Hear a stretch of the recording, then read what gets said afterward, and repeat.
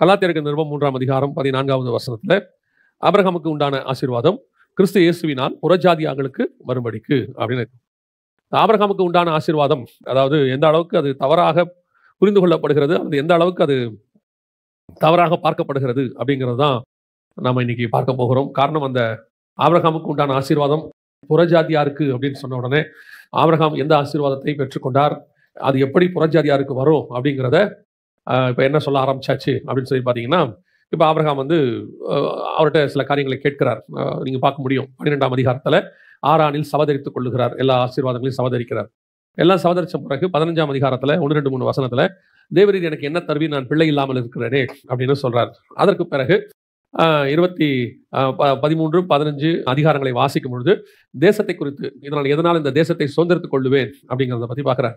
இப்படி ஆபிரகாம் ஒவ்வொரு காலகட்டத்திலும் நம்மை போல ஒரு பாடுள்ள மனுஷராக இடம், வீடு, பிள்ளை, அப்புறம் ஆசீர்வாதம் இப்படின்னு சொல்லி அவர் போயிட்டே இருக்கிறாரு. ஆண்டவரும் அவருக்கு வாக்கு பண்றார், தரார். நீ கேட்ட உடனே அவர் சொல்றாரு, நான் உனக்கு ஒரு பிள்ளை தருவேங்கிறாரு. தேசத்தை எதனால் சுதந்திரத்துக் கொள்வேன்னா அதுக்கு ஒரு வழிவகை சொல்றாரு. எழுந்து நடன்றார், இன்னொரு இடத்துல பலிபீடம் கட்டுங்கிறாரு, பலி செலுத்துங்கிறாரு. அப்புறம் அவர் கேட்கறதெல்லாம் ஆண்டவர் சொல்லிட்டே வர்றாரு. இப்போ இதை நம்ம எப்படி எடுத்துக்கிறோம் அப்படின்னு சொன்னா, ஆபிரகாமுக்கு உண்டான ஆசீர்வாதம் புறஜாதியா இருக்கு அப்படின்னு ஒரு சொன்னேன். நம்ம பெரும்பாலும் எப்படி எடுத்துக்கிறோம்னா, உலக ஆசீர்வாதம், பிள்ளை, வீடு, வாசல் இப்படிப்பட்ட காரியங்களை நாம் எடுத்துக்கொள்கிறோம். நான் ரொம்ப காலமாக எல்லா செய்திகளையும் சொல்றதா இங்கேயும் சொல்றேன். இந்த உலகத்தில் நீங்கள் பெற்றுக்கொள்கிற அனைத்திற்கு, அதாவது நாம் அது ஆசீர்வாதம்னு பேர் வச்சுக்கிட்டோமே ஒழிய, பழைய ஏற்பாட்டில் அது ஆசீர்வாதமாக கருதப்பட்டது, புதிய ஏற்பாட்டில் அது தேவையாக பார்க்கப்படுகிறது, நீடு. இப்போ நீங்க வாழ்க்கையில் இருக்கக்கூடிய எதை எடுத்துக்கிட்டீங்கன்னாலும் ஒரு நீடு, தேவை. எல்லாமே நமக்கு தேவை. இங்கே தேவை இல்லாதவங்க இல்லவே இல்லை. ஏன்னா மனுஷன்னா தேவை உண்டு. நம்ம மனுஷனாலே ட்ரெஸ்ஸுன்னு ஒரு தேவை வந்து வெளியே வரணும் வீட்டை விட்டு, கண்டிப்பாக அது ஒரு தேவை. சாப்பாடு அத்தியாவசியம், அது ஒரு தேவை. அது மட்டும் இல்லாமல் இருக்கிறதுக்கு வாடகை வீடோ சொந்த வீடோ அது ஒரு தேவை. அதுவும் இந்த காலகட்டத்தில் வாகனம் ஒரு அவசியம். ஏதோ ஒரு வாகனம், அது பஸ்ஸாக இருந்தாலும் சரி, 2 வீலராக இருந்தாலும் சரி, காராக இருந்தாலும் சரி, ஏதோ ஒரு வாகனம் தேவை. அதையும் தாண்டி இப்போ ஒரு காலத்தில் லக்ஸூரியாக எண்ணப்பட்டது, இப்போ செல்போன். கம்பல்சரி செல்போன் நம்பர் இல்லாட்டி எதுவுமே இல்லைங்கிற இடத்துக்கு நம்ம வந்துட்டோம். அது ஒரு தேவையாக மாறிடுச்சு. இப்போ நீங்க சவுதி அரேபியா போற தேசங்களுக்கெல்லாம் போயிட்டீங்கன்னா ஏசிங்கிறது ஒரு தேவை, மஸ்ட். இங்கேயுமே அப்படிதான் மாறிட்டு இருக்குது. அங்கெல்லாம் ஏசி இல்லாமல் இருக்க முடியாது, ஏன்னா பாலைவனம். அது ஒரு தேவை. இந்த தேவை என்கிற காரியம்லாம் ஒரு காலகட்டத்தில் ஆசீர்வாதமாய் பார்க்கப்பட்டது. அதாவது ஒரு 20 வருஷத்துக்கு முன்னாடி 30 வருஷத்துக்கு முன்னாடி கார் வச்சிருக்கிறவங்க பணக்காரங்க, ஆசீர்வதிக்கப்பட்டிருக்காங்க இல்லையா? எவ்வளவு பெரிய ஆசீர்வாதங்க அப்படின்னு சொல்லுவாங்க. ஏன்னா காரெல்லாம் வச்சிருக்காங்க. இப்போ வாடகை கார் ஓட்டுறவங்க 10,000 பேர் இருக்கிறாங்க. இப்போ அந்த கார் அவங்களுக்கு தேவை என்பதா ஆசீர்வாதம் என்பதா? அவங்களுக்கு அந்த தேவை, வாழ்க்கைக்கான தேவை. அதை ஓட்டினா தான் அவங்களுக்கு அன்றைக்கி என்ன செய்யும், வருமானமே இருக்கு. அது ஒரு தேவை. இத்தனைக்கு அது இஎம்ஐயில் இருக்கும், மாதம் மாதம் பணம் கட்டுறதுக்குள்ள உயிர் வரும் அவங்களுக்கு. அது ஒரு தேவை. இப்போ நம்ம எந்த ஒரு தேவையுமே ஆசீர்வாதமாய் பார்த்துட்டோம். இப்போ என்ன அடுத்த பிரச்சனை நம்மகிட்ட இருக்கு அப்படின்னு கேட்டீங்கன்னா, எது ஆசீர்வாதம் எது தேவைன்னு தெரியல. எது ஆசீர்வாதம் எது நமக்கு தேவைன்னு தெரியல. ஆசீர்வாதமாக இருப்பதை நாம் தேவையாக பார்க்கிறோம், தேவையாக இருப்பதையெல்லாம் ஆசீர்வாதமாக சொல்ல ஆரம்பிச்சிட்டோம். அதனுடைய விளைவு என்ன? இப்போ நிறைய பேர் என்ன பாத்தீங்கன்னா, தேவைகளை கரெக்டாக ஆசீர்வாதமாக கேட்குறாங்க. ஆசீர்வாதம் என்பது எல்லாத்திலுமே வித்தியாசமானது. ஆபிரகாமுக்கு பெற்றுக்கொண்ட ஆசீர்வாதம் என்பது, அவர் அன்னைக்கு பிள்ளையை கொடுங்க, தேசத்தை கொடுங்க அப்படின்னு சொல்றது எல்லாமே ஆசீர்வாதம் என்று சொல்லப்பட்டால், அதே ஆசீர்வாதத்தை ஆபிரகாம் ஒரு இடத்தில் மாற்றி பேசுகிறார். அதே ஆசீர்வாதம் ஆபிரகாம் என்ன சொல்றாரு, மாற்றி பேசுறாரு. அவர் என்ன சொல்றாரு, இதையல்ல இதிலும் மேன்மையான பரம தேசத்தையே அவன் நாடினான் அப்படின்னு. லேண்டை கேட்டார் அவருக்கு, எப்போ இந்த தேசத்தை கொடுப்பீர்? ஆண்டவர் சொல்றாரு, எல்லாத்தையும் எடுத்துக்கோப்பாட்டாரு. அவ்வளோ பெரிய லேண்டை கொடுத்த பிறகு ஆபிரகாம் அதை சொல்றாரு, இதல்ல இதிலும் மேன்மையான பரம தேசத்தையே அவன் நாடினான் அப்படின்னு. அது மட்டும் இல்ல, எல்லாத்தையுமே அவன் எப்படி பார்க்கறானா, அந்நியரும் பரதேசியும் என்று அறிக்கையிட்டு இனி வர காரியங்கள்ல அவர் நோக்கமா இருக்கிறார். அப்புறம் மோசேயை குறித்து அப்படிதான் சொல்லுது. அப்போ உண்மையான ஆசீர்வாதம் என்பது என்ன? அது ஒரு பக்கம் நமக்கு தெரியணும். உண்மையான ஆசீர்வாதம் என்பது என்ன ஃபர்ஸ்ட். இரண்டாவது, அந்த ஆசீர்வாதம் என்று ஆபிரகாமுக்கு எது சொல்லப்பட்டது, அது எப்படி இயேசு கிறிஸ்துவின் வழியாக புறஜாதியார் நமக்கு வருது. அப்போ உண்மையிலேயே எது ஆசீர்வாதம்? ஆபிரகாமின் ஆசீர்வாதம் புறஜாதியாருக்கு வரும்படின்னு இருக்குது. அப்போ உண்மையிலேயே ஆபிரகாம் ஆசீர்வாதம் எது அப்படின்னு பார்க்கும்போது, ஆதியாகமத்தின் புஸ்தகம் 12ஆம் அதிகாரத்திலிருந்து 24ஆம் அதிகாரம் வரைக்கும் தான் ஆபிரகாம். அதுக்கு பிறகு ஆபிரகாம் கர்த்தருக்குள்ள போயிடுறார். இந்த 12 அதிகாரத்திற்குள்ளே நடுவில் லோத்து வராரு. இந்த மாதிரி நிறைய விஷயங்கள் இருக்கு. 3 இடத்துல முக்கியமாக ஆண்டவர் ஆபிரகாமை ஆசீர்வதிப்பேன் அப்படின்னு சொல்றாரு. உன்னை ஆசீர்வதிப்பேன் 3 இடத்துல ஆண்டவர் சொல்றாரு. அந்த ஆசீர்வாதத்துக்கு தான் நாம இன்னைக்கு பார்க்க போகிறோம். அது எப்படி நமக்கு வருகிறது, அந்த உண்மையிலேயே அந்த ஆசீர்வாதத்துக்கு பின்னணி என்ன, எதை பத்தி ஆண்டவர் பேசுறாரு அப்படிங்கிறத நம்ம பார்க்க போறோம். முதலாவது வாசிங்க, ஆதியாகமத்தின் புஸ்தகம் 12ஆம் அதிகாரம் 2வது வசனத்தை வாசிங்க. நான் உன்னை பெரிய ஜாதியாக்கி உன்னை ஆசீர்வதித்து உன் பேரை பெருமைப்படுத்துவேன். ஒரு தடவைக்கு 2 தடவை சொல்றாரு, நீ ஆசீர்வாதமாக இருப்பாய். எதை பத்தி அப்படின்னா, உன் பேரை பெருமைப்படுத்துவேன். இது கொஞ்சம் ஸ்டடி மாதிரி இருக்கும், ஆனால் கவனிங்க. ஆண்டவர் திருப்பி சொல்றார் ஆபிரகாம் பார்த்து, நான் உன்னை ஆசீர்வதித்து உன்னை பெரிய ஜாதியாக்கி உன் பேரை பெருமைப்படுத்துவேன். அதுக்கப்புறம் அடுத்து வேற உனக்கு போயிடறாரு, உன்னை ஆசீர்வதிக்கிறவர்களை ஆசீர்வதிப்பேன், உன்னை சபிக்கிறவர்களை, அது வேற மாதிரி போயிடறாரு. இங்க ஆபிரகாமுக்கு டைரக்டா உன்னை ஆசீர்வதிப்பேன் எதை பத்தி சொல்றாருன்னா, உன் பேரை பெருமைப்படுத்துவேன். நான் உன்னை ஆசீர்வதித்து உன் பேரை பெருமைப்படுத்துவேன், நீ ஆசீர்வாதமாய் இருப்பாய். அப்போ இந்த ஆசீர்வாதத்தினுடைய ஃபர்ஸ்ட் பார்ட் எதை பற்றி பேசுறாரு அப்படின்னு கேட்டீங்கன்னு சொன்னால், உன் பேரை பெருமைப்படுத்துவேன் அப்படிங்கிறார். கவனிச்சே வாங்க. இப்போ இந்த பேரை பெருமைப்படுத்துவேன்னு நம்ம எல்லாருடைய மைண்ட்லையும் என்ன வந்துருதுன்னா, இந்த உலகத்தில் ஆண்டவர் பேரை என்ன செய்ய போறாரு, பயங்கரமாக பெருமைப்படுத்த போறாரு, உயர்த்த போறாரு அப்படின்னு சொல்லி நாம் அதை ஒரு வாக்கு தத்தமாக வச்சுக்கிட்டு அதையுமே நம்ம எடுத்துட்டு ஆண்டவருக்கு ஜோம் பண்றோம். உண்மையிலேயே இந்த இடத்துல உன் பேரை பெருமைப்படுத்துவேன் அப்படின்னு ஆண்டவர் சொல்லும் பொழுது ஆபிரகாமுடைய பெயர் என்ன? ஆபிரகாமுடைய பேர் என்ன? ஆபிராம். ஆபிரகாம் இல்ல, அவன் பேர் ஆபிராம். ஆபிரகாம் அப்படின்னு பேர் எங்க மாறுதுன்னா 17ஆம் அதிகாரத்துல தான் ஆபிரகாம் என்று மாறுகிறது. சரி, டைரக்டா வர லிட்டரலா உன் பேரை பெருமைப்படுத்துவேன் ஆண்டவர் சொல்லும் போது அவன் பேர் என்ன? ஆபிராம் என்கிற பெயர் பெருமைப்படுத்தப்பட்டிருக்கா? இன்னைக்கு உலகம் முழுதும் ஆபிராம் இருக்கா, ஆபிரகாம் இருக்குதா? ஆபிரகாம் தான் இருக்கு, ஆபிராம்ங்கிற பேரே இல்ல. அப்படி யாராவது வச்சிருக்காங்களான்னு எனக்கு தெரியல, எனக்கு தெரிஞ்சு இல்ல. அப்ப உன் பேரை பெருமைப்படுத்துவேன் கர்த்தர் சொன்னது ஆபிராமா ஆபிரகாம? உடனே நீங்க சொல்லலாம், ஆபிராம்னா என்ன, ஆபிரகாம்னா என்ன, ரெண்டும் ஒரே ஆளத்தானே குறிக்குது அப்படின்னு நீங்க சொன்னீங்கன்னா, அப்புறம் ஞானஸ்தானத்துக்கு அப்புறம் பேர் மாற்ற வேண்டிய அவசியம் இல்லைல்ல. ஏன் அப்புறம் அந்த பேரை மாற்றணும்? அப்போ அந்த பேரை வச்சுக்கலாம்ல. அந்த பேர் வேணா, எனக்கு இந்த பேரை மாற்றணும், இந்த பேர் ஆசீர்வாதமா வரணுன்றதுனால தான் நம்ம இந்த பேரை வச்சுக்கிறோம். அந்த பேர் மாதிரி நான் வரணும் அப்படின்னு. ஆபிராம்னா மேலான தகப்பன், ஆபிரகாம்னா ஜாதிகளின் தகப்பன். ரெண்டு பேருக்குமே வித்தியாசம் இருக்கு, ரெண்டு வெவ்வேறு காரியங்களை குறிக்குது. கர்த்தர் தான் மாத்துறாரு அந்த இடத்துல பேரை, ஆபிராம ஆபிரகாம் அப்படின்னு மாத்துறாரு. அப்படியானால் ஆபிராம் என்கிற பெயர் உயர்த்தப்பட்டிருக்கா அப்படின்னா எங்கேயுமே இல்ல, ஒரு இடத்துலயுமே நமக்கு தெரிஞ்சு இல்ல. ஆபிராம் என்ற உயர்த்தம் சரி இல்ல, ஒரு வாதத்துக்கு எல்லாரும் சொல்லுவாங்க, அதெல்லாம் சும்மா நீங்க சொல்லாதீங்க, ஆபிராம்னா ஆபிரகாம்ல ரெண்டும் ஒன்று தான், கர்த்தர் அவனை தான் பெருமைப்படுத்துறாரு, அவன் பேர் தான். சரி, அப்படியே வச்சுக்கோங்க. ஆபிரகாம் என்கிற பெயர் வேதாகமத்தில் ஆபிரகாமுக்கு பிறகு யாருக்கு வைக்கப்பட்டது?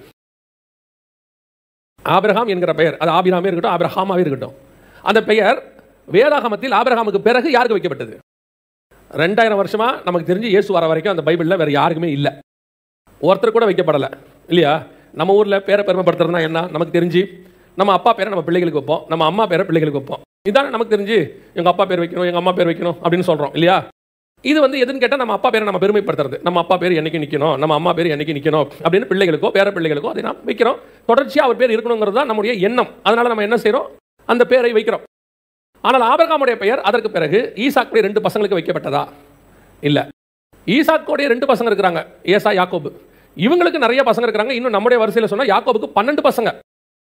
ஒருத்தனுக்கு கூட தாத்தா பேர் கிடையாது, ஒருத்தர் கூட என்ன கிடையாது, தாத்தா பேரே கிடையாது. அப்புறம் இந்த கோத்திரத்துக்குள்ள வராங்க, 70 பேர் போறாங்க எகிப்துக்கு, அங்கேயும் வைக்கப்படவே இல்லை. சரி, யோசேப்புக்கு 2 பசங்க இருக்கிறாங்க, எப்ராஹிம் மனசே, அவங்களுக்கும் ஆபிரகாம் பெயர் வைக்கப்படவே இல்லை. அப்படியானால் ஏன் அந்த பேர் அதுக்கு பிறகு வைக்கப்படவில்லை? நம்ம பொதுவாக என்ன செய்வோம், நம்ம தாத்தா பேரையோ அல்லது பாட்டி பேரையோ அல்லது சொந்தக்காரங்க பேரையோ நம்ம வைக்கிறத பெருமையா நினைக்கிறோம்ல, அப்படி வச்சாதான் பேர் பெருமை. அப்போ பேர் பெருமைப்படுத்தப்பட்டுச்சுன்னு சொன்னீங்கன்னா ஆபிரகாம் பேர் அதற்கு பிறகு யாருக்குமே என்ன செய்யப்படலை, வைக்கப்படவே இல்லை. சரி, இன்னொரு ஆங்கிள் பாருங்களேன். இப்போ ஆபிரகாமுடைய பெயர் இப்போ நாம இப்போ சொல்லிக்கலாம், இப்படி சொல்றோம், புறஜாதியாருக்குள்ள வந்துருச்சு, புறஜாதியார் எத்தனை பேர் ஆபிரகாம் பேரை வைக்கிறோம், எல்லாருமே எங்கெங்கயோ இருக்கிறவங்க ஆபிரகாம் பேர் வைக்கிறோமே. சரி, அந்த பேர் மட்டும் தான் வைக்கிறோமா? உலக பிரகாரமா எடுத்துக்கிட்டீங்கன்னா தேவனை அறியாதவங்களுடைய பெயரை கூட நம்ம என்ன செய்யறோம், வைக்கிறோம். எத்தனையோ பேரோட இப்போ சினிமா நடிகர்லாம் பார்த்தீங்கன்னா, அவங்களுடைய ரசிகர்லாம் பார்த்தீங்கன்னா அவங்க பேரோட நடிகர் பேரை சேர்த்துக்கிறாங்க. அரசியல்வாதிகள் பார்த்தீங்கன்னா அந்த அரசியல் தலைவர் பேரை சேர்த்துக்கிறாங்க, தான் பிள்ளைகளுக்கு வைக்கிறாங்க. அடுத்தடுத்து போது சம்பந்தமே இல்லாத அலெக்சாண்டர் பேர்ல இனி எத்தனை பேர் வச்சிருக்காங்க, எத்தனையோ பேர் அலெக்சாண்டர் பேர் வச்சிருக்காங்க. இவங்கள கிரேக்க தேசத்தினுடைய ராஜா, அவர் பேர் ஏன் இவங்க வச்சிருக்காங்க? எத்தனையோ பேரோட பேரை நம்ம இன்னைக்கு யூஸ் பண்ணிட்டே இருக்கிறோமே. அப்ப அவங்க பேரெல்லாம் பெருமைப்படுத்தப்படவில்லையா? அப்ப அவங்க பேரும் பெருமையா ஆயிடுச்சு, அப்படி எடுத்துக்கலாமா? அப்படின்னா இந்த இடத்தில் சொல்லப்படக்கூடிய எதுவுமே நல்லா கவனிச்சுக்கொள்ளுங்க, இந்த இடத்துல சொல்லப்படக்கூடிய எதுவுமே உலக பிரகாரமான பெயரை குறித்து சொல்லப்படவே இல்லை. உன் பேரை பெருமைப்படுத்துவேன் அப்படின்னு சொல்லும்போது கர்த்தர் சொல்லக்கூடியது, இந்த பூமியில உங்க பேரை உயர்த்துவேன் அப்படின்னு நாங்க சொல்லல, உன் பேரை பெருமைப்படுத்துவேன் தான் சொன்னார். பூமியில் பெருமைப்படுத்துவேன், ஜனங்களுக்கு முன்பாக பெருமை அதல்ல. பல நேரங்களில் எத்தனையோ மிஷினரிகள் பேரு நமக்கு தெரியாமே போயிடுச்சு. கர்த்தருக்காக வல்லமையா யூஸ் பண்ணப்பட்டு காடுகளுக்குள்ள போய் அங்க சாகடிக்கப்பட்டு மிருகங்களுக்கு இரையான எத்தனையோ மிஷினரிகள். நீங்க இப்படியே எடுத்துக்கோங்க, பைபிள்ல உள்ள அப்போஸ்தலர்கள் வரைக்கும் பேர் நமக்கு தெரியுது இல்ல. அடுத்த 2000 வருஷமா மரித்து போன ரத்த சாட்சிகள் பேர் நமக்கு தெரியுமா? ருமேனியாவில், போலாந்துல, ரஷ்யாவில் எத்தனையோ ரத்த சாட்சிகள் கர்த்தருக்காக மரித்திருக்கிறார்கள். ஆனால் 1-2 பேர் நமக்கு தெரியும். ரிச்சர்ட் உம்ராண்ட் ஐயா பேர் நமக்கு தெரியுது, வன்னியா பேர் நமக்கு தெரியுது, இப்போ நம்ம காலத்தில் ஸ்டெயின்ஸ் ஐயா பேர் நமக்கு தெரியுது. அப்படின்னா மற்றவங்க எல்லாரும் இவங்களோட குறைவானவர்கள் அர்த்தமா? கேட்குது, புரியுதா? இப்போ பவுல் கூட இருந்தால் ஒரு 4-5 பேர் நமக்கு தெரியுது, தீத்து தெரியுது, திமோத்தியு தெரியுது, ஆக்கிலா பிரிஸ்கில்லா தெரியுது, அப்பல்லோ தெரியுது. அப்போ அவங்க கூட இருந்த மற்றவங்க எல்லாருமே எத்தனையோ சீஷர்கள் இருந்தாங்கன்னு பைபிள் சொல்லுது. அப்படின்னு கணக்கு பார்த்தா ஒரு 50-60 பேர் தான் பைபிள்லேயே இருக்கும். இவ்வளோ பேர் தான் பெருமைப்படுத்தப்பட்ட பேரானா இல்லை. அப்படின்னா பெருமைப்படுத்துவேன், உன் பேரை பெருமைப்படுத்துவேன் கர்த்தர் சொல்றது எதில் இருக்கு? உலக பிரகாரமாக உள்ள காரியங்களில் இருக்கிறதா? போன வாரத்துக்கு முந்தின வாரம் என்ன பண்ணாங்க, ஆல் ஓவர் த வேர்ல்டுல இருந்து பெஸ்ட் கிரிக்கெட் டீம், அது ஒரு இமேஜினேஷன், பெஸ்ட் கிரிக்கெட் டீம், உலகத்தில் இருக்கிற பெஸ்ட் பழைய கிரிக்கெட் பிளேயர்ஸ் எல்லாத்தையும் வச்சு ஒரு இமேஜினேஷன் டீம் ரெடி பண்றாங்க. ஒரு பெஸ்ட் டீம்னா அதில் யார் யாரெல்லாம் இருப்பாங்கன்னு எடுத்தா அந்த பேட்ஸ்மேனுடைய பேர் அதில் இல்லை. நான் சொல்றது இந்தியாவுடைய பேட்ஸ்மேன் அன்னைக்கு உலகத்தில் நம்பர் 1, அவர் இந்தியாவில் நம்பர் 1 இல்லை, உலகத்தில் நம்பர் 1. அன்னைக்கு அவரை பற்றி சொல்லும்போது அவரை மாதிரி வரணும், அது மாதிரி வரணும், அவரை மாதிரி பேர் வச்சவங்க நிறைய பேர் இருக்கிறாங்க, அவரை மாதிரி வரணும்னு நினைச்சவங்க இருக்கிறாங்க, அவரை தேடி இந்தியாவுக்கு வந்து பார்த்தவங்களா இருக்கிறாங்க, வெளிநாட்டில் இருந்து சொல்லுவாங்க இவரை பார்க்கறதுக்குனே வந்தாங்க அப்படிம்பாங்க. இன்னைக்கு உள்ள ஒரு கனவு டீம் அப்படின்னு ஒன்று சொல்றாங்க, கனவு அணி அப்படின்னு சொல்லி செலக்ட் பண்ணும்போது அந்த டீமில் அவர் பேர் என்ன செய்யல, இல்லை மறக்கப்பட்டு போய்விட்டார், அவ்வளோதான், செலக்ட் இல்லை. அதனால அவர் நல்ல பிளேயர் இல்லைன்னு ஆயிடுமா? இல்லை. ஆனால் அவர் காலத்தில் அவர் பெயர் என்ன செய்யப்பட்டிருந்தது? பெருமைப்படுத்தப்பட்டிருந்தது, உயர்த்தப்பட்டிருந்தது. அப்போ உண்மையிலேயே பேரை பெருமைப்படுத்துதல் என்றால் எதை குறிக்கிறது? எந்த ஒரு காரியத்தை ஆண்டவர் சொல்லுகிறார்? இது ஆபிரகாமை குறித்தா அல்லது உலக பிரகாரம் ஆசீர்வாதத்தை குறித்தா? அதை குறித்து வேதம் சொல்லுகிறதா அப்படின்னு சொன்னா அதை பத்தி அல்ல. ஆபிரகாமின் முதலாவது ஆசீர்வாதத்தை பார்க்கிறோம். எந்த பேரை பெருமைப்படுத்துவேன், பேரை பெருமைப்படுத்துவேங்கிறதுக்கு ஆண்டவர் சொன்னது எதுல அப்படின்னு கேட்டீங்கன்னா வாசிங்க, வெளிப்படுத்துற விசேஷம் 3ஆம் அதிகாரம் 5வது வசனத்தை வாசி. ஜெயங்கொள்ளுகிறவன் எவனோ அவனுக்கு வெண்வஸ்திரம் தரிப்பிக்கப்படும், ஜீவ புஸ்தகத்திலிருந்து அவனுடைய நாமத்தை நான் கிறுக்கி போடாமல் என் பிதா முன்பாகவும் அவருடைய தூதர் முன்பாகவும் அவன் நாமத்தை அறிக்கையிடுவேன். இப்போ உங்க பேரு இந்த பூமிக்குள்ள எவ்வளவு இடத்தில் பெருமைப்படுத்தப்பட்டிருக்கட்டும், இந்த டோட்டல் பூமிக்கு உங்க பேரே வைக்கப்படட்டும், ஆனால் இந்த பெயர் ஒரு நாள் மறக்கப்பட்டு போகும். ஏன் அப்படின்னு கேட்டீங்கன்னா இது அழிகிற பூமி என்று வேதம் சொல்லுது. பழைய வானமும் பழைய பூமியும் ஒழிந்து போயிற்று, புதிய வானமும் புதிய பூமியும் உண்டாயிற்று. அப்ப இந்த பூமிக்குள்ள இருக்கக்கூடிய எந்த பேரா இருந்தாலும் அந்த பேர் அழிஞ்சு போயிடும். இதுல இருக்கிற எல்லா பேரும் close, whatever it is. Noah காலத்துல அன்னைக்கு பேர் பெற்றவங்க எத்தனை பேர் இருந்திருப்பாங்க? நோவா காலத்தில் பேர் பெற்றவன் உலக பிரகாரமாக நான் சொல்கிறேன். ஏன்னா நோவா காலம் கிட்டத்தட்ட ஒரு 1650 வருஷம், மிகப்பெரிய ஜெயின்ஸ் வாழ்ந்த காலம். அன்னைக்கு அவனுக்கு கட்டினதான எத்தனையோ கட்டடங்கள் இன்னைக்கும் இடிக்கப்படாமல் அகலராட்சியில் பெரிய பெரிய ஊராக இருக்கு. அப்படியாப்பட்டதான ஜெயின்ஸ் பேர் இன்னைக்கு என்ன செய்யல? இல்லை. இன்னைக்கு யோசிச்சு பாருங்க, நேபுகாத்நேச்சார்னு எத்தனை பேர் வைக்கிறோம்? நான் கட்டிய மகாபாபிலோன், உலகத்திலே மிகப்பெரிய சாம்ராஜ்யத்தை உருவாக்கினவர். இல்லை. ஆனால் இந்த உலக பிரகாரமான பெயரை குறித்து வேதம் சொல்லுதா அப்படின்னு கேட்டீங்கன்னா இல்லவே இல்லை. எந்த யாரையுமே சொல்லல. நான் சொல்றது ஸ்பிரிச்சுவல் பர்சன், எந்த பர்சன் இந்த பூமிக்குரியதான சிலருக்குலாம் பாருங்க, அந்த வீடை கட்டிட்டு வாசல்ல போர்டில் அவங்க பேரை வைக்கிறதுல அப்படி ஒரு பெருமை இருக்கும். இந்த கருப்பு கலர்ல சதுரமா குட்டியா தான் வச்சிருப்பாங்க, 1.5 அடிக்கு 1.5 அடி தான் இருக்கும். அதுலயுமே உத்து பார்த்தா தான் அந்த பேரே தெரியும், நைட்ல பார்த்தா தெரியாது. ஏன்னா அவங்களே ஒரு கருப்பு கலர் இந்த பளிங்கு மாதிரி ஒரு கல்லில் தான் என்ன பண்ணியிருப்பாங்க, அதை கர்வ் பண்ணி வச்சிருப்பாங்க. சிலர் வெள்ளை பெயிண்ட்ல எழுதியிருப்பாங்க, சிலர் கோல்டன் பெயிண்ட்ல எழுதியிருப்பாங்க. அதுவும் மலையில போக போக உதிர்ந்துரும். அந்த பேர் இருக்கும், நீங்க உத்து போய் பார்த்தா தான் தெரியும் சில நேரத்தில். அதுக்கே நமக்கு எவ்வளவு பெருமை, இவ்வளவு தூரம் பெருமையா இருக்குது. ஆனால் இந்த பேர் அத்தனையும் ஒரு நாள் மறக்கப்பட்டு போகும், இல்லாமல் போகும், ஒளிந்து போகும். ஆனால் ஒரு இடத்தில் நம் பேரை கர்த்தர் பெருமைப்படுத்த போகிறார். எங்க தெரியுமா? பிதாவுக்கு முன்பாக, தூதருக்கு முன்பாக. இப்போ இந்த பூமின்னு சும்மா எடுத்துக்கங்க, உள்ள அளவு பூமி எடுத்துக்கோங்க. இந்த டோட்டல் காஸ்மஸ்ல, அதாவது மிகப்பெரியதான இந்த பிரம்மாண்டமான படைப்புல பூமி வந்து ஒரு பட்டாணி அளவு தான் இருக்கு. சூரியன், சந்திரன், அதை விட பெரிய கிரகங்கள் எல்லாத்தையும் பார்க்கும்போது இந்த பூமி எப்படி இருக்கு? பட்டாணி அளவு தான் இருக்கு, சின்ன பட்டாணி அளவு தான் இருக்கு. அந்த பட்டாணியில நாம ஆசியா தேசத்துக்குள்ள, இந்தியான்னு ஒரு மூலையில, தமிழ்நாட்டில் அதுவும் சென்னைன்னு ஒரு மூலையில, அதுவும் மயிலாப்பூர் கார்னர்ல, அதுல ஒரு 1200 ஸ்கொயர் ஃபீட்டுக்குள்ள ஒரு ரூமுக்குள்ள, யோசித்து பாருங்க, கணக்குக்கே வரமாட்டோம் இல்லையா? இதை ஒரே வசனத்தில் சங்கீதக்காரன் சொல்லிட்டான், நீர் ஸ்தாபித்த சூரியனையும் சந்திரனையும் பார்க்கும் பொழுது நீர் என்னை நினைப்பதற்கும் விசாரிப்பதற்கும் நான் எம்மாத்திரம். அங்கிருந்து பார்த்தா பூமி தெரியலையாமா. இப்போ சில நேரத்தில் இந்த நிலாவுக்குலாம் போயிடறாங்க, அங்கிருந்து பார்த்தா பூமி தெரியும். இன்னும் கொஞ்சம் நீங்க தாண்டி போயிட்டீங்கன்னா பூமியே தெரியாது. சின்ன பாயிண்ட், ஒரு குட்டி பட்டாணி அவ்வளவுதான் இருக்கு. அந்த பட்டாணியில ஏதோ ஒரு மூலையில இப்படின்ற இடத்துல நாம இருக்கோம். கம்பேர் பண்ணா அதுல நம்ம பேரை எழுதி வச்சுக்கிட்டு இதுக்கு நமக்கு இவ்வளவு பெரிய சந்தோஷம் வரும் என்று நீங்கள் நினைப்பீர்களானால், இது எல்லாத்தையும் உண்டாக்கின தேவனுடைய ஹெட் குவார்ட்டர்ஸ் பரலோகம். அங்கிருந்து அவர் பார்க்கிறார், வானம் அவரது சிங்காசனம், பூமி அவரது பாதப்படி. அங்க உட்கார்ந்திருக்காரு. அந்த பிதாவாகிய தேவனுக்கு முன்பாக அங்க தூதர்கள் இருக்காங்க. இப்போ மனுஷங்களை எடுத்துக்கோங்க, மிஞ்சி போச்சுனா எத்தனை பேர் இருக்கிறோம்? 800 கோடி பேர் இருக்கிறோம். இன்னைக்கு பூமியில 800 கோடி பேர் தான் இருக்கிறோம் இன்னைக்கு கணக்குன்னு வச்சுக்கோங்களேன். பைபிள் சொல்லுது அவனவனுக்குரிய தூதர்கள் அப்படின்னா குறைஞ்சபட்சம் 2 பேராவது இருக்கணும். ஏன்னா ப்ளூரல்ல இருக்கு மினிமம். அப்படின்னா குறைஞ்சபட்சம் தூதர்கள் மனுஷருக்குரியவர்கள் மட்டும் ஒரு 1600 கோடி பேர் மேல இருக்காங்க. டெய்லி பிதாவை தரிசிக்கிறார்கள் இருக்குல்ல, 800 கோடி பேருடைய தூதர்கள். அவங்களுடைய நான் சொல்றது 2 பேருக்கு மேல, அது எவ்வளவு பேர் இருக்காங்கன்னு நமக்கு தெரியாது. ஒருவன் 1000, 2 பேர் 10000 பேர் வெட்டுவாங்கன்னு இருக்கு. 2 பேர் நீங்க மினிமம் கணக்கு வச்சுக்கிட்டீங்கன்னா 1600 கோடி தூதர்கள் மினிமம் இருக்காங்க. இது பத்தாதுக்கு ஆராதிக்கிறவங்க இருக்காங்க, தேவனை ஆராதிக்கிறவங்க இருக்காங்க, வாரியர்ஸ் இருக்காங்க. அதை தாண்டி நமக்கு அங்க வொர்ஷிப்பர்ஸ், வாரியர்ஸ், மெசஞ்சர்ஸ், கோடான கோடி தூதர்கள் இருக்காங்க. எத்தனை கோடின்னு நமக்கு தெரியாது. அவங்க அத்தனை பேரும் மனுஷனோட கம்பேர் பண்ண எங்கேயோ இருக்காங்க, எவ்வளவு பெருசா இருக்காங்க. அப்படி ஒரு ஜைஜாண்டிக்கான உலகம். அந்த உலகத்துல அந்த வசனம் சொல்லுது, வெளிப்படுத்தல் 3:5, ஜெயங்கொள்ளுகிறவன் எவனோ அவனுக்கு வெண்வஸ்திரம் தரிப்பிக்கப்படும், ஜீவ புஸ்தகத்திலிருந்து அவனுடைய நாமத்தை நான் கிறுக்கி போடாமல் என் பிதா முன்பாகவும் அவருடைய தூதர் முன்பாகவும் அவன் நாமத்தை அறிக்கையிடுவேன். அவன் நாமத்தை அறிக்கை. இப்ப யோசிச்சு பாருங்க, பிதா முன்பாகவும் தூதர் முன்பாகவும் அப்படின்னா சாதாரணமா இருக்கு படிக்கிறதுக்கு.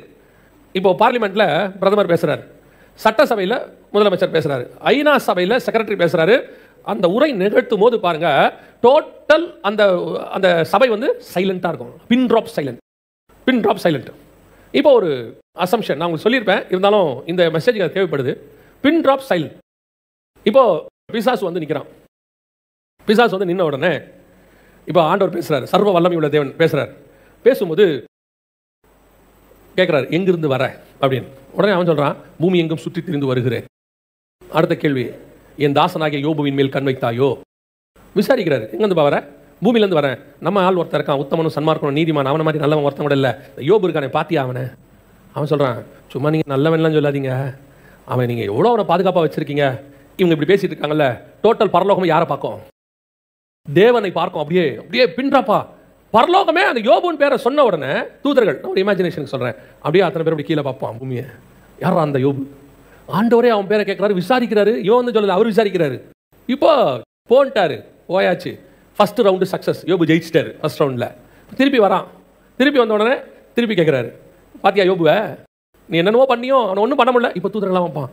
ஃபர்ஸ்ட் ரவுண்டில் ஜெயிச்சிட்டான் போல, யோபு சக்ஸஸ் பண்ணிட்டான். இப்படி பார்த்தா யோபு பருவோட அப்படியே இதை பண்ணி இப்படி உட்காந்துருப்பாரு. இப்போ செகண்ட் ரவுண்ட் போகிறான், திருப்பி போகிறான், பார்த்தா அதையும் ஜெயிச்சிட்டாரு, எல்லாம் முடிஞ்சிருச்சு. நான் சொல்கிறது ஒரு உதாரணம். இப்போ யோசிச்சு பாருங்க, யோபு மரித்து, இது வந்து நான் சொன்ன உதாரணம், யோபு பரதேசி தான் போயிருப்பாரு, பரலோகத்துக்கு போக மாட்டார், சரியா? இப்போ போக இருக்க மாட்டார், போவாங்க எல்லாரும், இப்போ அவர் பரதேசியில் தான் இருப்பார். அப்படி யோபு பரலோகத்தில் நுழையிறாருன்னு வச்சுக்கோங்க. அப்போ யோபுன்னு சொல்லி அப்படி நுழையும் போது, யோபு வரும்போது டோட்டல் பரலோகமாக அப்படி பார்க்கும். இவனை தாண்டா ஒரு நாள் ஆண்டவர் சொன்னார், இவன் தான் சக்ஸஸ்ஃபுல்லாக ஜெயிச்சவன். அப்படி டோட்டல் பரலோகம் பார்க்கும் பொழுது அப்படியே யோபு நடந்து வருவார். அவர் கிட்ட வரும்போது இயேசு சொல்வார், இவன் தான்ப்பா ஜெயித்தவன், ஜெயம் கொண்டவன், இவனை பிசாசாலேயே ஒன்றும் பண்ண முடியலப்பா, நமக்காக உண்மையும் உத்தமமாய் வாழ்ந்தவன். அந்த இடத்துல உங்கள் பேரை சொல்கிறார் பாருங்க, அதற்கு பேர் தான் பேரை பெருமைப்படுத்துதல். நம்ம பேரை கர்த்தர் உண்மையா பெருமைப்படுத்துறது எங்கன்னா, சர்வ வல்லமை உள்ள தேவனுக்கு முன்பாக. ஏன்னா அவர் அழிவில்லாதவர், அவர்கிட்ட சொல்லிட்டா மறக்க போறது இல்லை. நீங்க பேர் வேற யாருக்கிட்ட சொன்னாலும் மனுஷன் மறந்துடுவான். உங்க பேர் மறக்கப்பட்டு, அதை விட கொடுமை, ஒரு வேலை அவன் ஞாபகம் வச்சிருப்பான், நாளைக்கு அதே மனுஷன் உங்க பேரை திட்டுவாரத்துக்கும் வாய்ப்பு இருக்குது. இன்னைக்கு புகழ்வான், நாளைக்கு திட்டுவான், நாளைக்கு திருப்பி புகழ்வான். அவன் கேட்கறத நீங்க கொடுத்துட்டா, நீங்க உங்களை மாதிரி நல்லவன் இல்ல, வல்லல் இல்ல, இவர மாதிரி அவ்வளோ பெஸ்ட் பர்சன் இல்லம்பா. ஒருவேளை நீங்க அவன் கேட்டதை கொடுக்க முடியாத சிச்சுவேஷன்ல இருந்தீங்கன்னா, உங்களை அவனே திட்டிட்டு போறதுக்கு வாய்ப்பு இருக்கு. மனுஷன் உயர்த்துவதுக்கு வாய்ப்பு இருக்கு, தாழ்த்துவதுக்கு வாய்ப்பு இருக்கு. ஆனா அவர் ஒருத்தர் உட்கார்ந்திருக்காரு, அவர்கிட்ட இயேசு சொல்றாரு, இவன் தான் யோபு, எல்லா பாடுகளையும் ஜெயித்தவன், 10 பிள்ளைகளை நமக்காக இழந்தவன், நம்ம சோதிக்கப்படும் பொழுது அந்த சுத்த பொன்னாக விளங்கினவன், தன் சரீரம் முழுவதும் பருக்களுக்காக ஒப்பு கொடுத்தவன். அவ்வளவு செஞ்சும் ஒரு வார்த்தை நம்ம பத்தி தப்பா பேசலப்பா. அப்படியே இவனை பத்தி சொல்ல சொல்ல கோடான கோடி பரிசுத்தவான்கள், கோடான கோடி தூதர்கள் பார்த்துக்கிட்டு இருக்கும்போது, பிதாவாகிய தேவனுக்கு முன்பாக அப்படி யோபு வெண்வஸ்திரம் தரித்து அப்படி நடந்து வர்றாரு. அந்த வாக் பண்ணி அப்படி வருவாரு பாருங்க, அதற்கு பேர் தான் பேரை பெருமைப்படுத்துதல். நிஜமான பேரை பெருமைப்படுத்தல்ங்கிறது அங்கதான் இருக்கு. இப்ப கர்த்தர் உங்களுக்கு எனக்கு பார்த்து சொல்றாரு, உன் பேரை பெருமைப்படுத்துவேன். இது உங்களுக்கு எனக்கு வாய்ப்பே இல்லை, உங்களுக்கு எனக்கும் வாய்ப்பே இல்லை. ஏன்னா நம்முடைய காலம் யாரு, நம்ம முற்பிதாக்கள் யாரு, நம்ம அப்பாக்கள் யாரு நமக்கு நல்லா தெரியும். நம்மளை எல்லாம் வீட்டில் சேர்த்துக்கிட்டதே பெரிய விஷயம். அப்படி இருந்த நம்ம பேரை பிதாவாகிய தேவனுக்கு முன்பாக இயேசு சொல்றாரு பாத்தீங்களா? இது எதனால வந்தது? இப்ப எடுத்துக்கோங்க, இஸ்ரவேலருடைய பெயர் அங்கே வருகிறதுக்கு வாய்ப்பு இருக்கு. ஆபிரகாமுடைய மாம்ச சந்ததி அவங்க வரும்போது சொல்லலாம், நியாயம். உங்களுக்கும் எனக்கும் எப்படி? நம்முடைய முற்பிதாக்கள் எங்க அப்படி இருந்தாங்க? அவங்க என்ன தேவனுக்கு முன்பாக உண்மை உள்ளவர்களாக இருந்தாங்க? எதுவுமே கிடையாது. ஆனால் அந்த ஆசீர்வாதம், உன் பேரை பெருமைப்படுத்துவேன்னு ஆபிரகாமுக்கு சொல்லப்பட்ட அந்த ஆசீர்வாதம் புறஜாதியார் நமக்கு வருவதற்கு ஒரே ஒரு வழிதான் இருந்தது, ஆண்டவராகிய இயேசு கிறிஸ்துவின் வழியாக. அது பரலோகத்தில் வந்து அந்த பேர் பெருமைப்படுத்தப்படுகிறது. அல்லேலூயா. இந்த ஆசீர்வாதத்தை தான் நீங்கள் நானும் விரும்பணும். பேரை பெருமைப்படுத்தணும்னா இப்படிதான் பேர் பெருமைப்படணும். சும்மா உலகத்துல 4 பேர் பாராட்டினா, 10 பேர் பாராட்டினா, ஒரு 10 லட்சம் பேர் யூடியூப்ல வந்து பார்த்துட்டான், அவ்வளவுதான். இது ஒரு பேர் பெருமையே இல்ல. நாளைக்கு அந்த பெயர் மறைந்து போகும் வாய்ப்பு இருக்கு. எத்தனையோ பெரிய பெரிய மியூசிக் டைரக்டர்ஸ் பேர் இன்னைக்கு இல்ல, எத்தனையோ பெரிய நடிகர்கள் பேர் இன்னைக்கு இல்ல, அவ்வளவுதான், காணாம போச்சு. யாரும் நினைக்கிறதுல, ஏதாவது ஒரு காலம் வந்தா நினைப்பாங்க, அதுக்கப்புறம் நினைக்க மாட்டாங்க. ஆனா நம்ம பேர் அப்படி இல்ல, பிதாவுக்கு முன்பாக நிக்குது. சர்வ வல்லமை உள்ள தேவன் நம்ம பேரை சொல்ல போறார். அதான் நான் யோசிச்சு பார்த்தேன். சாரணவரஜமா இருக்காங்களே, அந்த அம்மாவுடைய ஏன் அவங்க பாட்டு 50 வருஷமா இன்னும் நிக்குது, இன்னைக்கும் சர்ச்சில் பாடுறாங்கன்னா ஒரு ரீசன் இருக்கு. அந்த அம்மாவுடைய உள்ளான விருப்பம் இருக்கு பாருங்க, அதுல எதுவுமே இந்த மாதிரி உலகத்தில் இருக்கிற ஆசீர்வாதத்தை பத்தி இருக்காது. அவங்க பாட்டில் பாருங்க, அந்த அம்மா சொல்றாங்க, நான் அந்த அந்த அந்த லைனை நீங்க கற்பனை பண்ணி பாருங்க. இப்போ அந்த அம்மாவுக்கு நடந்திருக்கும், அது பறந்து புறா போல் சிறகடித்து பாடி சென்றோர் நாள் இளைப்பாறுவேன், பரலோக வாசல் பரம சீயோன் பூரித்து என்னை வரவேற்குமே. அந்த அம்மாவுடைய எதிர்பார்ப்பு, அவங்களுக்குள்ள ஒரு விசுவாசம், பறந்து புறா மாதிரி அடிச்சுக்கிட்டு நான் அப்படி பரலோகத்துக்குள்ள என்றாவன், பரலோக வாசல் பரம சீயோன் ஹெட் குவார்டர்ஸ், பரலோக ஹெட் குவார்டர்ஸ் தான் சீயோன், பரம சீயோன் பூரித்து என்னை, எப்படின்னா அத்தனை பேர் ஏன் சொன்னது வரவேற்பானா, சாராண்டவன் வச்சு வராங்கடா, உள்ள வராங்கடா, கர்த்தருக்காக வாழ்ந்தவங்க வராங்கடா, தன் ஜீவியம் முழுவதும் கர்த்தருக்காக கொடுத்தவங்க வராங்கடா. என்ன ஒரு அந்த அம்மாவுடைய எதிர்பார்ப்பு, வாஞ்ச. ஆனா ஒரு நாள் நம்மளை ஒருத்தர் கூப்பிட போறாரு பாருங்க, அப்படி என்டர் ஆகும்போது அப்படி பேரை சொல்லுவாராம் பிதாவுக்கு முன்பாக, சோ அண்ட் சோ வா, உள்ள வா, உள்ள நுழ. நீ ஒரு நாள் எனக்காக பூமியில் பட்ட பாடுகள் எதுவும் மறக்கப்படவில்லை, எல்லாம் ஜீவ புஸ்தகத்தில் எழுதப்பட்டிருக்கிறது. உள்ளே நுழையும் போது ஆயிரம் ஆயிரம் கோடான கோடி பரிசுத்தவான்கள் அப்படியே நின்று ஆர்ப்பரிக்கும் பொழுது அப்படி ஒரு வாக்கு உள்ள வருவோம் பாருங்க, அதை காட்டிலும் மேலான ஆசீர்வாதம் உலகத்தில் வேற இருக்கவே முடியாது. அந்த மேன்மைக்கு தான் கர்த்தர் உங்களை என்னை அழைச்சிருக்கிறார். இன்னொரு பாட்டில் சரவண அழகா சொல்லுவாங்க, அது எனக்கு அவங்க பாட்டை கேட்க கேட்க அந்த அம்மா அது எனக்கு அது வந்து அவங்களுடைய இருதயத்தின் வாஞ்சை தான் நமக்கு தெரியும். அதில் ஒரு பாட்டில் சொல்லுவாங்க, வீணை நாதம் துணித்திடும் நேரம் வரவேற்பு அளிக்கப்படும். அவங்க சொல்றாங்க, வீணை நாதம் துணித்திடும் நேரம் வரவேற்பு அளிக்கப்படும், என்னை பேர் சொல்லி இயேசு கூப்பிடுவார், எனக்கு ஆனந்தம் பொங்கிடுமே. கொஞ்ச காலம் இயேசுக்காக ஒரு பாட்டு இருக்கு, அதில் லாஸ்ட் ஸ்டான்ஸா இப்படி வரும், வீணை நாதம் துணித்திடும் நேரம் வரவேற்பு அளிக்கப்படும், என்னை பேர் சொல்லி இயேசு கூப்பிடுவார். சாரா நவரஜி உள்ளவா அப்படின்னும் போது எனக்கு ஆனந்தம் பொங்கிடுமே. இந்த சந்தோஷம் தான் உண்மையிலேயே மகத்துவமான சந்தோஷம். இதுக்கு முன்னாடி எவன் நம்மளை பேர் சொல்லி கூப்பிட்டா என்ன, அவன் கூப்பிடாட்டி என்ன, அதை பற்றி நமக்கு ஒரு கவலை அவசியப்பட வேண்டியதில்லை. இந்த பூமியில் நம்ம பேர் இல்லாமல் போனாலும் கவலைப்பட வேண்டியதில்லை, மறக்கப்பட்டு போனாலும் கவலைப்பட வேண்டியதில்லை, யார் நம்மளை நினைக்காம போனாலும் கவலைப்பட வேண்டியதில்லை. ஐயோ அவன் கூப்பிடல, சொந்தக்காரன் கூப்பிடல, கல்யாணத்துக்கு என்ன கூப்பிடாம விட்டுட்டாங்க, என்ன மதிக்கல, என்ன மறக்கப்பட்டு போயிட்டேன், என்ன ஒதுக்கிட்டாங்க, எவன் வேணாலும் ஒதுக்கட்டும், என்னை பரலோகம் ஒதுக்காது. என் பெயர் பரலோகத்தில் உச்சரிக்கப்பட போகிறது. ஒரு நாள் நான் உள்ளே நுழைவேன், இயேசு பிதாவுக்கு முன்பாக என் பெயரை சொல்லுவார். அல்லேலூயா. இன்னைக்கு வெளியே தெரிஞ்ச ஊழியக்காரன் குறைவு, வெளியே தெரியாத கண்மலை வெடிப்பில் இருக்கிற ஊழியக்காரங்க தான் ஜாஸ்தி. ஆனா இவங்க பேரெல்லாம் பரலோகத்தில் மறைக்கப்பட்டிருக்காது, வெளியரங்கமா இருக்கும். எப்பவே பாருங்க சர்ச்சில் மேல நின்று நான் பேசுறது உங்களுக்கு என்ன தானே தெரியுது, எல்லாரும் ஜெகன் பிரதர் பேசுறாரு, அவள் தானே சொல்றீங்க. இந்த ஜெகன் பிரதர் நிக்கிறதுக்கு முன்னாடி இங்க மைக் அரேஞ்ச் பண்ண ஒரு ஆள் நிக்கிறாரு இல்லையா, இதை அரேஞ்ச் பண்ண ஒருத்தர் நிக்கிறாங்க, நான் வந்து இங்க பேசுறதுக்கு முன்னாடி டீ கொடுத்தவங்க ஒருத்தர் இருக்கிறாங்க, எனக்கு சாயங்காலத்தில் வந்து ஏதாவது சாப்பிட்றீங்களா, ஏன்னா மெசேஜுக்கு போக போறீங்க, உங்களுக்கு டீ கொடுக்கணும், இவ்வளவு செஞ்சிருக்காங்க. இந்த பேர் எதுவுமே உங்க யாருக்குமே தெரியாது, கரெக்ட் தானே? உங்க யாருக்குமே தெரியாது இல்ல, உங்களுக்கு தெரிஞ்சதுல மேல நிக்கிற ஆள் மட்டும் தானே தெரியும். ஆனா என்னை விட இத்தனை பேருடைய பெயரை பரலோகம் எழுதி வச்சிருக்கோம். அவங்க வச்சிருக்க பரலோகம் எப்படி சொல்ல தெரியுமா, அவன் 1 மணி நேரம் பேசினான், ஆனா அவனை நீ 4 மணி நேரம் பத்திரமா பாத்துக்கிட்ட. அவன் 1 மணி நேரம் பேசுறதுக்கு நீ என்ன பண்ணிட்ட, என்ன 4 மணி நேரம் என் ஊழியக்காரனை பத்திரமா பாத்துக்கிட்ட, நீ அவனை விசாரிச்ச, நீ அவனுக்கு கொடுத்த, எதையுமே நான் மறக்கல, எல்லாத்தையும் ஜீவ புஸ்தகத்தில் எழுதி வச்சிருக்கேன். அப்படி நுழையும் போது மோசே எவ்வளவு முக்கியமோ அவ்வளவு முக்கியம் யோசுவாப்பா, அவன் கூட்டம் தான், இவன் தான்ப்பா கொண்டு போய் சேர்த்தான், யோசுவாவின் பெயரும் நினைவு கூறப்படும். அவன் ஆசாரிப்பு கூடத்தில் எங்கே இருந்தவன் தான், ஆனா அவன் பேர் நினைவு கூறப்பட்டது. அதே தேவன் தான் இன்னைக்கும் ஜீவனோடு இருக்கிறார். இப்பவும் சொல்றேன், இந்த மனுஷன் பேர் பெருமைப்படுத்தலன்னு சந்தோஷப்படாதீங்க, இல்ல கோவப்படாதீங்க, வருத்தப்படாதீங்க, என்ன விட்டுட்டாங்க கூப்பிடல, நல்லது. இவர்கள் மறக்க மறக்க மறக்க பரலோகம் நல்ல நினைத்து கொண்டே இருக்கும். 7 பேரை மனசுல வச்சிருக்கான் ஈசாய், ஒருத்தனை மறந்துட்டான்.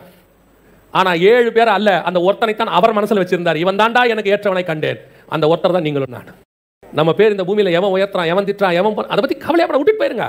சில நேரத்தில் நம்மளை உயர்த்தும் போது நமக்குள்ள ஒரு பெருமை வரும், அதுதான் வீழ்ச்சிக்கு இன்னொரு காரணம். வெள்ளிக்கு குகையும் பொண்ணுக்கு புடமும் மனுஷனுக்கு புகழ்ச்சியுமே சோதனை.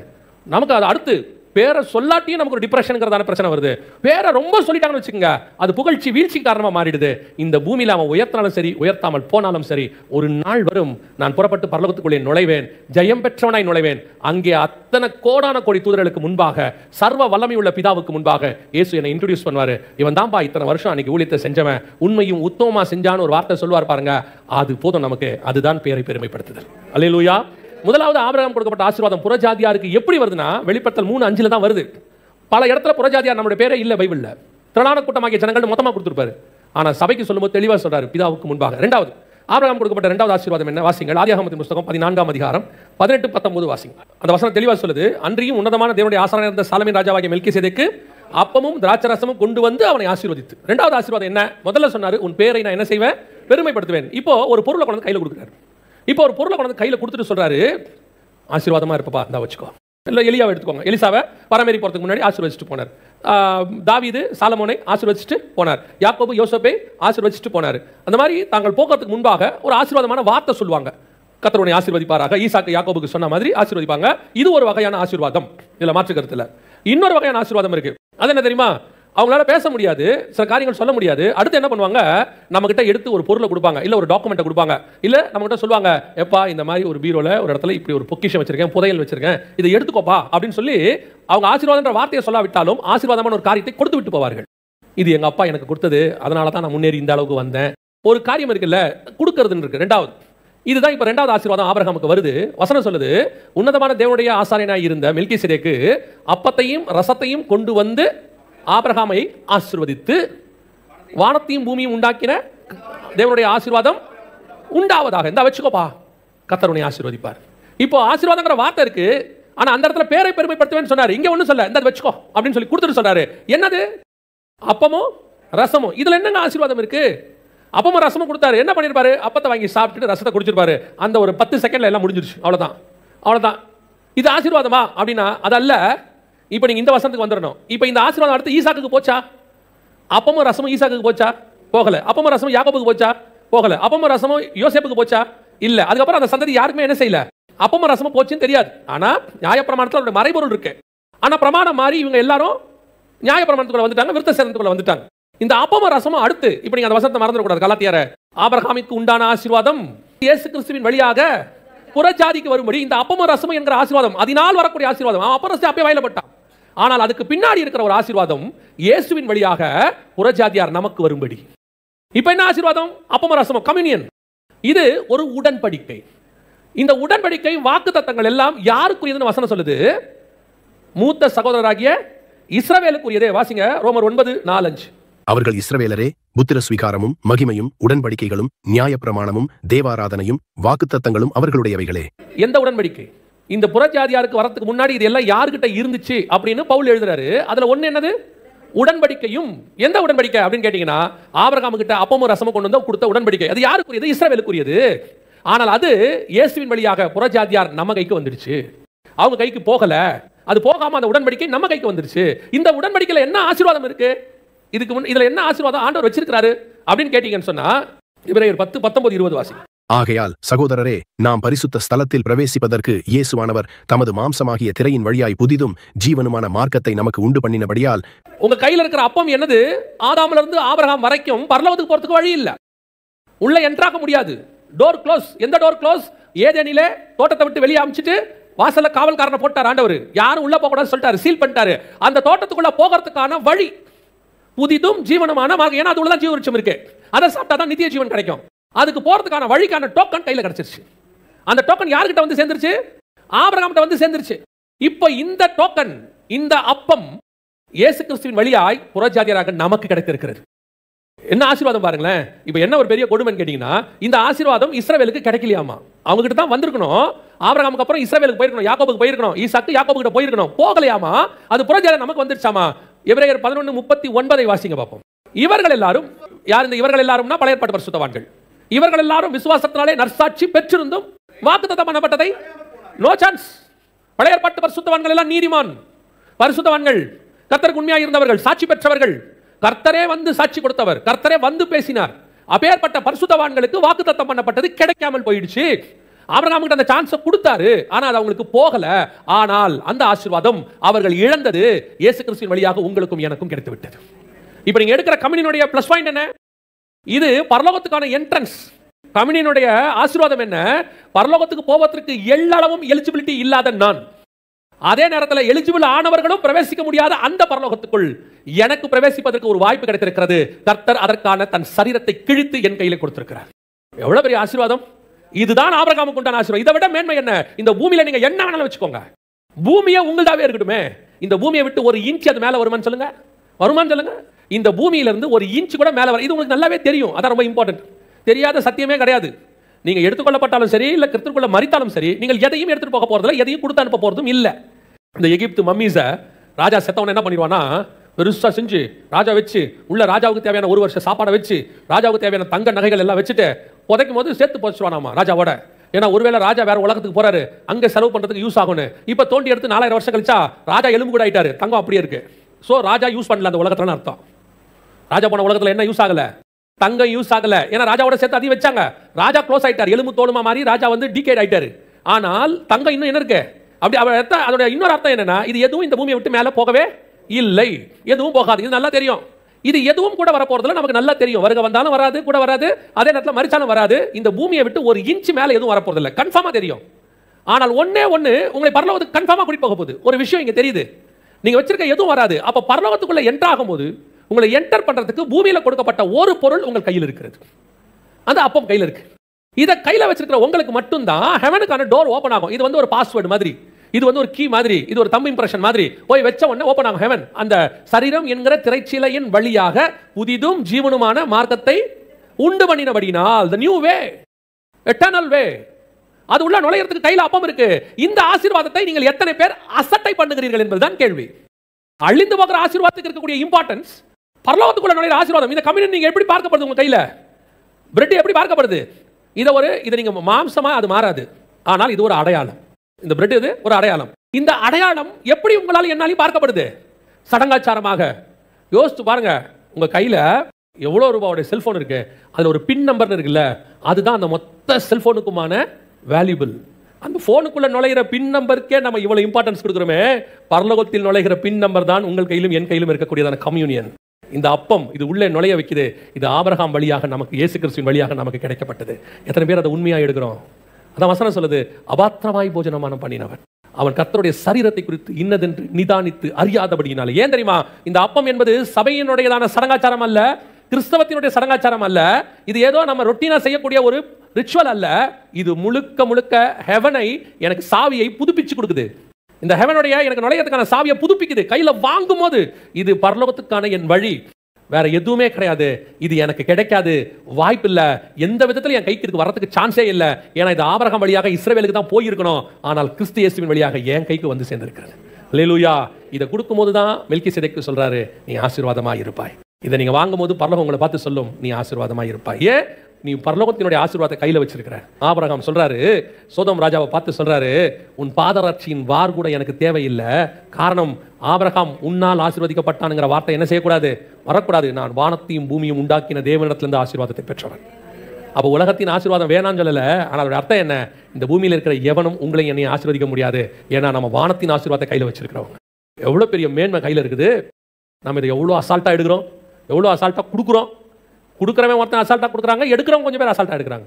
அதான் எனக்கு ஆண்டவர் சொல்லி கொடுத்தது. கம்யூனியன் வாங்குறவன் அப்போஸ்தலனா இருக்கணும். அப்போஸ்தலனா அந்த டெடிகேஷனோட இருக்கணும். ஏன்னா இயேசு அப்பத்தை பிட்டு 5000 பேர் கொடுக்கும்போது கம்யூனியன் சொல்லல, அதை இதை வாங்கி பசிக்கு சாப்பிட சொன்னாரு. ஆனா இதை வாங்கி புசிங்கன்னு சொல்லும் போது 12 பேர்ட்ட அதை கம்யூனியன் ஆக்கிட்டாரு. அப்ப எதை போடுறோங்கிறது இல்ல, யாருக்கிட்ட எப்ப போடுறோங்கிறது ரொம்ப முக்கியம். 5000 பேருக்கு போட்டா அது பசிக்கிறதுக்கு, 12 பேருக்கு போட்டா அது உடன்படிக்கை. உங்க கையில என் கையிலும் கொடுக்குது அடையாளம் அல்ல, உங்க கையில என் கையிலும் கொடுக்குது பரலோகத்தினுடைய வாசல், சாவி, வழி. அதை வாங்கும் போது அப்படி ஒரு உண்மைத்தன்மை இருக்கணும். இது பரலோகத்துக்கு ஜீவனுக்கான வழி கொடுத்துரும். தப்பா சாப்பிட்டீங்களா? அதே 1 கொரிந்தியர் 11 சொல்லுது, அபாத்திரமாய் போஜனமானம் பண்ணினவர்களில் உங்களில் சிலர் வியாதியஸ்தர்களாகவும் ஒரு சிலர் நித்திரையும் அடைந்திருக்கிறார்கள். இது தப்பா எடுத்த செத்தேன்னு அர்த்தம். தப்பா எடுத்த செத்தோம், க்ளோஸ், முடிச்சு. ஏன்னா இது ஹெவனுக்கான ரூட். தப்பா எடுத்தோம், அந்த டோரை க்ளோஸ் பண்றது இதுதான். இன்னைக்கு அதுதான் மிகப்பெரிய ஆசீர்வாதம். நம்ம கையில பூமியில கர்த்தர் கொடுத்திருக்கிற ஆசீர்வாதத்திலேயே பெரிய ஆசீர்வாதம் எதுன்னு கேட்டீங்கன்னா, பரலோகத்துக்குள்ள நுழையிறதான அப்பமும் அதுல நுழையிறதுக்கான தைரியமான ரத்தமும். அதே 10ஆம் அதிகாரம் எபிரேயர் நிருபம் 19வது வசனம். ஆகையால் சகோதரரே, நாம் பரிசுத்த ஸ்தலத்தில் பிரவேசிப்பதற்கு இயேசுவானவர் தமது மாம்சமாகிய திரையின் வழியாய் புதிதும் ஜீவனுமான மார்க்கத்தை நமக்கு உண்டு பண்ணினபடியால், அந்த மார்க்கத்தின் வழியாய் பிரவேசிப்பதற்கு அவருடைய ரத்தத்தினாலே தைரியம் உண்டாகுது. இது இந்த பக்கம் என்ன கொடுக்கிறாரு? தைரியம். ஹெவன்குள்ள போகிறோம். இது பரலோகத்துக்கான வாசல். சில நேரத்தில் பார்த்தீங்கன்னா வீட்டை திறந்துட்டு உள்ள போகிறதுக்கு 2 நிமிஷம் யோசிப்போம். இருட்டா இருக்கும்ல, பயங்கர இருட்டா இருக்கும்ல, ஒரு பயம் இருக்கும்ல. லைட் போட்டால் தானே உள்ள போவோம். லைட் போட்டோம் நமக்கு என்ன வந்துடுது? ஒரு தைரியம் வருது இல்ல. அதே மாதிரி பரலோகம் வந்து ஃபுல் அண்ட் ஃபுல் பரிசுத்தம், ஓவர் லைட், பிரைட்டா இருக்கு. இப்போ உள்ள நுழையத்துக்கு நமக்கு என்ன வருது? பயம் வருது. இப்போ அந்த பயம் இருக்கக்கூடாது தான் ரத்தம் கையில் இருக்குதாமா. உள்ள தைரியமா போ, உனக்கு இது ஆசீர்வாதம் கையில் இருக்கு, நீ பரலோகத்தின் பிரஜையாய் மாறிவிட்டாய். எவ்வளவு பெரிய ஆசீர்வாதம் கர்த்தர் கொடுத்து வச்சிருக்காரு. இந்த ரெண்டுத்துக்கு நடுவுல இந்த பூமியில் இருக்கிற எந்த ஆசீர்வாதத்தையும் கொண்டாலும் அது நிரந்தரமா நிற்காது. இதை தெரிஞ்சதுனால தான் ஆபிரகாம் சொல்றாரு, நீ என்னை ஐஸ்வர்யனாக்கின என்று சொல்லாதபடிக்கு உன் பாதரட்சியின் வாரை கூட நான் தொட மாட்டேன். ஏன்? நீ வச்சிருக்கிற எல்லாத்த விட மேன்மையான ஆசீர்வாதம் என் கையில் இருக்குடா, நான் வச்சிருக்கேன். இதுதான் பரலோகத்துக்கே என்ன கூட்டிட்டு போயிடும். நீ வச்சிருக்கிற ஆசீர்வாதம் ஒருவேளை உன்னை நரகத்துக்கு கூட்டு போறதுக்கு வாய்ப்பு இருக்கு. நம்ம பணம் தப்பா ஹேண்டில் பண்ணாட்டி நம்ம நரகத்துக்கு கூட்டு போயிடும். நம்ம வச்சிருக்கிற பொருள் தப்பா ஹேண்டில் பண்ணோம்னா நம்ம நரகத்துக்கு கூட்டு போயிடும். ஆனா இந்த கம்யூனியன் நம்மளை பரலோகத்துக்கு கூட்டிட்டு போகுது. அல்லேலூயா. கடைசியாய் ஆபிரகாமிற்கு கர்த்தர் சொன்ன ஆசீர்வாதம் எப்படி நமக்கு வந்திருக்கு? வாசிங்க. ஆதியாகமத்தின் புத்தகம் 22ஆம் அதிகாரம் 17வது வசனத்தை வாசி. நான் உன்னை ஆசீர்வதிக்கவே ஆசீர்வதித்து உன் சந்ததியை வானத்து நட்சத்திரங்களைப் போலவும் கடற்கரை மணலைப் போலவும் பெருகவே பெருக பண்ணுவேன் என்றும் உன் சந்ததியார் தங்கள் சத்துருக்களின் வாசல்களை சுதந்தரித்துக் கொள்வார்கள் என்றும். 3வது ஆசீர்வாதம் ஆபிரகாமுக்கு கர்த்தர் சொன்னது. ஒரு தடவைக்கு 2 தடவை ஆசீர்வதித்து எதை சொல்றாருன்னா, உன் சந்ததியார் ஆசீர்வாதமாக இருப்பார்கள். இந்த சந்ததியாரை குறித்து ஆசீர்வாதத்துக்கான இன்னொரு அடையாளம் என்ன அப்படின்னு கேட்டீங்கன்னா, அதையும் வாசித்துருங்க. ஆதியாகமம் 15:5 வாசிங்க. அவர் அவனை வெளியே அழைத்து, நீ வானத்தை அண்ணாந்து பார், நட்சத்திரங்களை எண்ண உன்னாலே கூடுமானால் அவைகளை எண்ணு என்று சொல்லி, பின்பு அவனை நோக்கி, உன் சந்ததி இவ்வண்ணமாய் இருக்கும் என்றார். நல்ல கவனிங்க. இந்த சந்ததி எது? ஆபிரகாமுக்கு 2 சந்ததி இருக்கு. ஒன்னு இஸ்மவேல், இன்னொன்னு ஈசாக்கு, இன்னொன்னு கேத்தூரால் சந்ததி. இப்படி நிறைய சந்ததி இருக்கு. எந்த சந்ததி, எதை பத்தி இந்த ஆசீர்வாதம் வருது, யாருக்கு வருது அப்படின்னு கேட்டா, அது எந்த சந்ததிங்கிறத கண்டுபிடிக்கிறதுக்கு ஒரு வாய்ப்பு இருக்கு. என்ன வாய்ப்பு இருக்குன்னா, அந்த சந்ததியை எண்ண முடியாது. அந்த சந்ததி என்ன செய்ய முடியாது? எண்ண முடியாது. அதுதான் அடையாளம். ஆபிரகாமுக்கு நிறைய சந்ததிகள் இருக்குது. ஆகார் வழியாக இஸ்மவேல், கேத்துரால் வழியாக ஒரு சந்ததி, சாரால் வழியாக ஈசாக்கு, அநேக மறுமனையாட்டிகள் இருக்குது. நிறைய ஆயிடுச்சு. இவ்வளவு சந்ததி இருக்குது. இவ்வளவு சந்ததியில எந்த சந்ததியை கர்த்தர் சொல்லுகிறார் அப்படின்னா, அந்த சந்ததியை இதுதான் கர்த்தர் சொன்னாருன்னா அந்த சந்ததிக்கான குவாலிட்டி என்னன்னா அதை எண்ண முடியாது. அது என்ன முடியாது? எண்ணி முடியாததாக இருக்கும் அவருடைய சந்ததி. அப்ப இது யாரை பத்தி சொல்லப்பட்டிருக்கு? இப்ப நம்ம எல்லாருக்கும் தெரியும். அந்த சந்ததியை இவர் எண்ணினார். யார் என்னது? தாவீது எண்ணினார். நாளாகமத்தின் புஸ்தகத்துல சாத்தான் ஏவினான் இருக்கும். அந்த வசனம் இருக்கும். அந்த சந்ததியை எண்ணும்படிக்கு சாத்தான் என்ன செஞ்சானா? தாவீதை ஏவினான் அப்படின்னு இருக்கும். இப்ப தாவீது எண்ணிட்டாரு. ஆனா என்ன நேரத்துல யோவாபு தான் கோத்திரத்தை விட்டுட்டு எண்ணிட்டாரு. இப்ப அந்த கோத்திரம் என்ன நமக்கு தெரியாது, எவ்வளவு பேர் இருக்காங்கன்னு தெரியாது. அந்த அக்கவுண்ட் அங்க தப்பா போச்சு. ஓகேவா? நிறைய பேர் என்ன சொல்றாங்கன்னா அது இஸ்ரவேலை பத்தி சொல்லப்படுறதான தீர்க்க தரிசனம் அப்படின்னு சொல்றாங்க. அது உண்மை என்று நாம் வைத்துக் கொள்ளலாமே. இப்போ உலகத்தில் இருக்கிற இந்த மக்கள் தொகை எல்லாமே ஆபிரகாமுக்குள்ள ஆசீர்வதிக்கப்பட்டிருக்கும் ஆண்டவர் சொல்லிட்டார். ஆனா இன்னைக்கு உலக மக்கள் தொகை எவ்வளவு இருக்குது?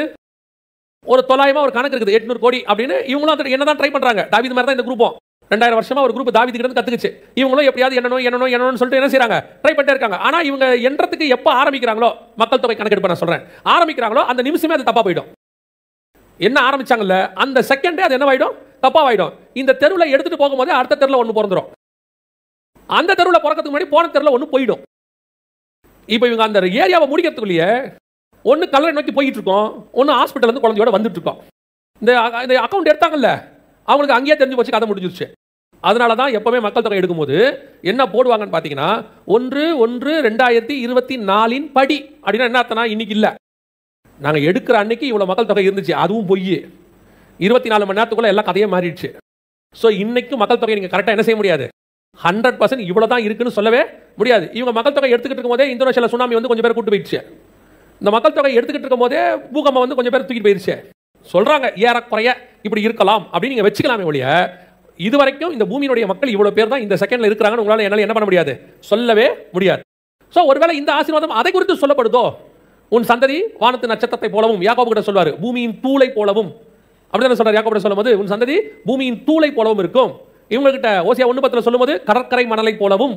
ஸோ இதெல்லாம் என்ன முடியாதுன்றதுக்கான ஒரு அடையாளம். இதைத்தான் சொல்றாரா ஆண்டவர் அப்படின்னு கேட்டீங்கன்னா, ஆனா வசனம் தெளிவா சொல்லுது, அந்த ஆசீர்வாதம் கிறிஸ்து இயேசு கிறிஸ்துவின் வழியாக புறஜாதியாராக நமக்கு வரும்படிக்கு. அப்ப எதை பத்தி இது பைபிள் சொல்லுது அப்படின்னா, இது இஸ்ரவேல் இல்லைங்கிறதுக்கு நான் ப்ரூஃப் சொல்லிடுறேன். ஃபர்ஸ்ட் இது இஸ்ரவேல் கிடையாதுங்கிறதுக்கு ப்ரூஃப் சொல்லிடுறேன். கவனிங்க, அந்த வசனம் என்ன சொல்லுது? 7:1 முதல் 8ல எவ்வளவு இஸ்ரவேலர்கள் 1000 வருஷ அரசாட்சிக்குள் நுழைகிறார்கள்னு இருக்கு. அதாவது 1000 வருஷ அரசாட்சிக்கு பாதுகாக்கப்பட்ட இஸ்ரவேலர்கள் எத்தனை பேரு, அதுக்கப்புறம் ஒருத்தன் கூட எக்ஸ்ட்ரா கிடையாது.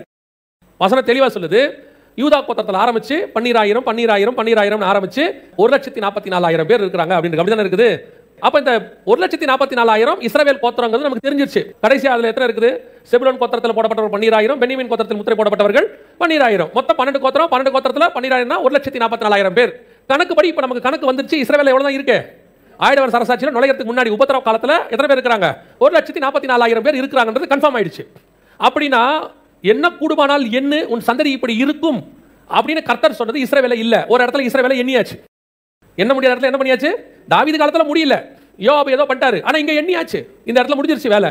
அப்ப கர்த்தர் சொன்னது யார அப்படின்னு கேட்டீங்கன்னா, வெளிப்படுத்தின விசேஷம் 7ஆம் அதிகாரம் 9வது வசனம் வாசி. நல்லா கவனிங்க. சகல ஜாதிகளிலும் கோத்திரங்களிலும் ஜனங்களிலும் பாஷைக்காரது வந்ததும் ஒருவரும் எண்ணக்கூடாததுமாகிய திரளான கூட்டமாகிய ஜனங்கள் எங்க நிக்கிறாங்க? சிங்காசனத்திற்கு முன்பாகவும் ஆட்டுக்குட்டியானவருக்கு முன்பாகவும். இந்த சிங்காசனத்துக்கு முன்னாடி போய் நிக்கிற ஒரே அதிகாரம் யார்கிட்ட இருக்குன்னா புறஜாதியாருக்கு தான் கர்த்தர் வச்சிருக்கிறார். அல்லேலூயா. ஏன்னா அவர் நமக்காக தன் சரீரம் என்கிற திரைச்சீலையின் வழியாக மகா பரிசுத்த ஸ்தலத்துக்குள் பிரவேசித்து பிதாவின் வலது பாரசத்தில் உட்கார்ந்தார் அப்படின்னு இருக்கு. நம்மையும் பிரவேசிப்பதற்கு அழைத்திருக்கிறார். பவுல் எழுதும்போது சொல்றாரு, அவருடைய ரத்தத்தினாலே கிருபாசனத்தை கிட்டி சேர்க்கணும். அப்ப நம்ம தான் அந்த கிருபாசனத்துக்கிட்ட கிட்ட போறோம். ஒரு கூட்டம் நிக்குது, வெளியே நிக்குது, பரிசுத்த ஸ்தலத்துல நிக்குது, பலிபீடத்துக்கிட்ட நிக்குது. இந்த கூட்டத்தெல்லாம் எண்ணியாச்சு. ஆண்டவர் சொல்லிட்டார் என்னன்னு சொல்லிட்டாரு, எண்ணு. ஆனா எண்ண முடியாத ஒரு கூட்டம் இருக்கு. அது எங்க நிக்குது? மகா பரிசுத்த ஸ்தலத்துல பரலோகத்துக்குள்ள சிங்காசனத்துக்கு பக்கத்துல நிக்குது. அந்த கூட்டம் சகல கோத்திரத்திலிருந்தும் சகல ஜாதிகளிலிருந்தும் சகல பாஷைக்காரந்தும் மீட்கப்பட்டதுமாகிய உங்களையும் என்னையும் குறித்து அங்கே சொல்லப்பட்டிருக்கிறது. அல்லேலூயா. அப்ப நீங்களும் நானும் தான் புறஜாதியார் என்று அழைக்கப்பட்டவர்கள். ஆபிரகாமுக்குரிய அந்த எண்ணி முடியாத ஆசீர்வாதம் சொன்னது கிறிஸ்து இயேசுவின் வழியாக. ஏன்னா அவர் வழியாக தான் திரைச்சீலை திறந்தது. அந்த அப்பம் ரசம் நம்ம கையில இருக்கு. நாம தான் உள்ளே பிரவேசிக்கிறோம். இந்த கூட்டம் தான் எண்ணி முடியாத கூட்டம். அல்லேலூயா. இதுதான் கர்த்தர் நமக்கு கொடுத்திருக்கிற ஆசீர்வாதம்.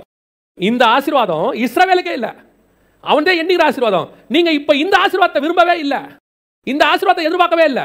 நம்ம எக்ஸ்பெக்ட் பண்றதா என்ன? இவ்வளவு செய்தி கேட்கறீங்கல்ல, இவ்வளவு தெளிவா வசனத்துல இருக்கு, ஆண்டவர் நமக்கு பேசுறாரு, எது ஆசீர்வாதம் தெளிவா சொல்லிட்டாரு. இவ்வளவு கேட்கறீங்களா, திரும்பி போகும்போது நீங்க எப்படி போவீங்க? ஒரு 10% பேர் விட்டுருங்க, மிச்சம் 90% எப்படி போகும்? இவ்வளவும் மண்டையில ஏறியே இருக்காது. எல்லாம் இருக்கட்டும், நாளைக்கு காலையில் எப்படியாவது அந்த இடத்த வாங்கிறேன். வெளியே போகும்போதே அப்படித்தானே இருக்கும். அப்ப எது ஆசீர்வாதம், எது உண்மை, எது பேரை பெருமைப்படுத்துதல், எது தேவனுக்கு முன்பாக நிற்கிற திரளான கூட்டமாகிய ஜனங்கள், எது உண்மையான ஆசீர்வாதம் எல்லாம் தெரியும். தெரியும், அதை விரும்புகிற ஒரு கூட்டம் இருக்கு. அதே நேரத்தில் தெரிஞ்சும் இந்த பூமிக்குரியது மேல ஒரு ஆசை, இதை எப்படியாவது சுதந்திரிக்கணும், இதை எப்படியாவது வாங்கிடணும், இதை எப்படியாவது. சிலர்லாம் பார்த்தீங்கன்னா ஆண்டவரை அப்படியே ஃபோர்ஸ் பண்றான், எப்படியா இதை கொடுத்துருங்க ஆண்டவரை. இதை இப்பவும் சொல்றேன், இந்த ஆசீர்வாதத்தை சுதந்திரிக்கிற வரைக்கும் இந்த பூமியில் உங்களுக்கு என்ன தேவையோ அதை பரலோகம் கொடுக்கும். இந்த ஆசீர்வாதம் இருக்கு இல்லையா, இதை சுதந்திரிக்கிற வரைக்கும் அதுதான் உண்மையில ஆசீர்வாதம். இதுக்கு பேர் தான் ஆசீர்வாதம். இந்த ஆசீர்வாதத்தை நாம் சுதந்திரிக்கிற வரைக்கும் இந்த பூமியில் நமக்கு கிடைப்பதெல்லாம் தேவை. அந்த தேவையை பரலோகம் கொடுக்கும். அதை நாம் கண்டிப்பாக பெற்றுக்கொள்வோம். நாம் ஆராதிக்கிற தேவன் வனாந்தரத்தில் கூட்டு வந்து சாகடிக்கிற தேவன் அல்ல. வனாந்தரத்தில் அப்பமும் தண்ணியும் கொடுத்து தன் சொன்ன ஆசீர்வாதத்தை சுதந்திரிக்கிற வரைக்கும் பாதுகாக்கிற தேவன். அவர் கண்டிப்பா பாதுகாத்துருவார், எப்படியாவது அதை செஞ்சிருவார். ஆனா பல நேரங்களில் நாம மன்னாவத ஆசீர்வாதமா பார்க்கிறோம், அந்த கண்மலை தண்ணியத்தை ஆசீர்வாதமா பார்க்கிறோம், மேகஸ்தம்பம் ஆசீர்வாதமா தெரியுது, அக்னிஸ்தம்பம். ஏன் இதெல்லாம் ஆசீர்வாதம் இல்லையா? இல்லையா, நீ கானான் போறதுக்கு இதெல்லாம் தேவை. அந்த வனாந்தரத்தை கிராஸ் பண்றதுக்கு இது தேவை. ஐயோ எவ்வளவு பெரிய அற்புதம் அந்த மேகஸ்தம்பம், எவ்வளவு பெரிய அற்புதம் அக்னி ஸ்தம்பம், எவ்வளவு பெரிய அற்புதம் மன்னா வரது. யார் இல்லைன்னா, ஆனால் இது எதுவும் ஆசீர்வாதம் இல்லை. நீ கானானுக்குள்ளே போன உடனே மன்னா நின்றோம், நீ கானானுக்குள்ளே போன உடனே கண்மலை தண்ணி வராது, நீ கானானுக்குள்ளே போகும்போது மேகஸ்தம்பம் அக்னி ஸ்தம்பம் இருக்காது. ஏன்? அது தேவை. அதே தான் கர்த்தர் இப்ப உங்களுக்கு சொல்றார். இது நீங்கள் ஆசீர்வாதமா நினைக்கிறீங்க இல்லையா, இது எல்லாமே தேவைதான், ஆண்டவர் கொடுக்கிறார் பர்టిక్యులர் டைம். இது நினைக்கிற இந்த ஆசீர்வாதம் எதுவும் பரலோகத்துக்குள் வரப்போகிறது இல்லை. அந்த பரலோகத்துக்கு போகிற வரைக்கும் நம்ம சர்வைவ் பண்றதுக்கு இதெல்லாம் தேவை. இன்னைக்கு இந்த தேவைக்கு பின்னால் ஓடுற ஒரு பெரிய கூட்டம், தேவைக்கு பின்னால் ஓடுறதுடைய இன்னொரு பிரச்சனை என்னன்னா, உண்மையான ஆசீர்வாதத்தை இவங்க தேட மறந்துட்டாங்க. உண்மையான ஆசீர்வாதத்தை அசட்டை பண்றாங்க. சிலர்லாம் பாத்தீங்கன்னு சொன்னா, இந்த ஆசீர்வாதத்தை கம்யூனியன் தான் ஆசீர்வாதம், அந்த ஆசீர்வாதத்துக்கு கம்யூனியனுக்கே வரமாட்டான். கம்யூனியனுக்கு என்ன செய்ய மாட்டாங்க, வரமாட்டாங்க. என்ன பிரதர் கம்யூனியனுக்கு வரல, இன்னைக்கு பயங்கரமான முக்கியமான ஒரு பிசினஸ் மீட், காலையில் 10 மணிக்கு வர சொல்லிட்டாங்க, அங்க போக வேண்டியிருக்கு, அடுத்த மாசம் எடுத்துக்கலாம். எவ்வளவு பெரிய அசட்டை! பிசினஸ் போனா இன்னொரு பிசினஸ் கிடைக்கும், பரலோகத்துக்கு வழி போச்சுன்னா எப்படி இன்னொரு வழி கிடைக்கும்? அந்த ஒரு கம்யூனியனை உலக ஆசீர்வாதத்துக்கு முன்னாடி இந்த கம்யூனியனை இவ்வளவு அசட்டை, கம்யூனியன் எடுக்க மாட்டேன்னு சொல்றீங்கன்னு வச்சுக்கோங்க, கம்யூனியனை நீங்க அசட்டையா எடுக்கிறீங்கன்னு வச்சுக்கோங்க, இல்ல கம்யூனியனுக்குள்ள நீங்க கை வைக்க யோசிக்கிறீங்கன்னு வச்சுக்கோங்க, நீங்க பரலோகத்துக்கு போறதுக்கு யோசிக்கிறீங்கன்னு அர்த்தம். மெய்யான ஆசீர்வாதத்துக்கு யோசிக்கிறீங்கன்னு அர்த்தம். அந்த திரளான கூட்டமாகிய ஜனங்கள்ல இருக்கணும்னு விரும்புறவன் வச்சுக்கோங்க, அவன் உலகத்தின் நம்பருக்குள்ள வரமாட்டான்னு அர்த்தம். அவன் உலக நம்பருக்குள்ள வந்தா அவன் ஹெவனுக்குள்ள வரமாட்டான். நான் என்ன சொல்ல வரேன்னா, வர நேரத்தில் நம்மள சிலரோடு கூட நிற்க வச்சு நம்மளும் பெரிய ஆள் ஆகணும் அப்படிலாம் யோசிக்கிறோம் இல்ல. அந்த சொல்லப்படுற மிக முக்கியமான படிச்சவங்கள 100 பேர் வரல, என் பேர் இருக்கணும், அந்த இடத்துல நம்மளுடைய பிசினஸ் இருக்கணும் அப்படி யோசிக்கிறீங்களா? நீங்க உலகத்தினுடைய இந்த எண்ணிக்கைக்குள்ள வர ஆசைப்படுறீங்க. கர்த்தர் கொண்டு வந்தா தோத்திரம், இல்லாட்டி தோத்திரம், பிரச்சனை இல்ல. ஆனா நான் அந்த எண்ணிக்கைக்குள்ள, எண்ணிக்கை கிடைக்காத கூட்டத்துக்குள்ள நான் வந்து நின்னுறணும். எண்ணிக்கையின் கூட்டத்துக்குள்ள இருக்கிறது எனக்கு முக்கியமே இல்ல. எண்ணிக்கை கூட்டத்துக்குள்ள இருந்தாலும் நம்ம யாரும் தனியா தெரியும். நான் பூமியில தனியா தெரியறதை விட 10ஓட 11 பரலோகத்துக்குள்ள போனாலும் சரி, அப்படியே உள்ள போயிட்டா கூட எனக்கு சந்தோஷம் தான். ஆனா அதையும் தாண்டி பைபிள் சொல்லுது, அங்கே உன் பேரை நான் பெருமைப்படுத்தும். அல்லேலூயா. கர்த்தர் நமக்கு மெய்யான ஆசீர்வாதத்தை வச்சிருக்கிறார். அது வரைக்கும் இந்த பூமியில நம்முடைய தேவைகளை கர்த்தர் சந்திக்க வல்லமை உள்ளவராக இருக்கிறார். ஒரு குறைவில்லாதபடிக்கு நடத்துவார். நம்ம ஆண்டவர் வந்து சும்மா குறையா கொடுக்குற ஆண்டவரே கிடையாது. அந்த எல்லா காலத்திலும் அப்படித்தான், எல்லா காலத்திலும் அவர் அப்படித்தான். ஆதாம் காலத்துல 2 பேருக்கு அவ்வளவு பெரிய தோட்டத்தையே கொடுத்துட்டார். ஒரு 5.5 லட்சம் புருஷர்கள் வந்ததான இடத்துல போதுங்கிற அளவுக்கு தான் மண்ணா கொடுத்தார். 5000 பேர் வந்த இடத்துல 12 கூட நிறைய மிச்சம் எடுக்கத்தக்கதாக தான் ஆண்டவர் கொடுத்தார். ஆண்டவர் வந்து குறைவாய் கொடுக்கிற தேவன் அல்ல. ஆனால் நம்முடைய நோக்கம் இந்த அவர்கிட்ட இருந்து வரக்கூடிய மன்னாவை அல்ல, என்னுடைய நோக்கம் கானானை நோக்கி. அந்த இடத்துல போய் நான் நிற்கணும். அல்லேலூயா.